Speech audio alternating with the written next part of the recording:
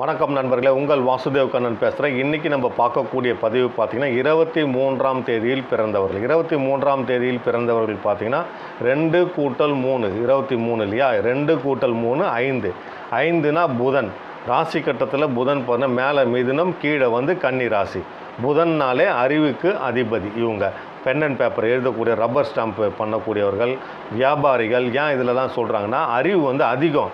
அப்போ 23ஆம் தேதியில் பிறந்தவர்கள் கொஞ்சம் அறிவாளியாக தான் இருப்பாங்க. பட் புதன் நீச்சமாயிடுச்சுன்னா வேஸ்ட் ஆகிடும். அதே நேரத்தில் யார் சொன்னாலும் அடிமை ஸ்தானத்தில் போய் வேலை செய்வாங்க. தன்னுடைய அறிவு அங்கே பயன்படாது. அப்போ என்ன கொடுக்கலான்னா இவங்களுக்கு நல்லா பாருங்கள், செராட்டோ கொடுக்கலாம். அறிவு அதிகமாக பயன்படக்கூடிய இடம்ன்றதுனால செராட்டோ கொடுக்கலாம்.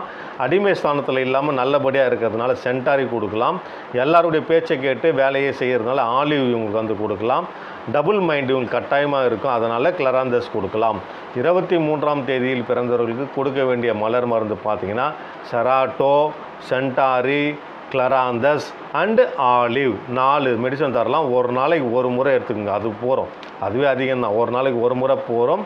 சாப்பிட்டுட்டு வாழ்க்கையில் முன்னேறுங்க. மீண்டும் ஒரு நல்ல பதிவில் பார்க்கலாம். உங்கள் வாசுதேவ கண்ணன்.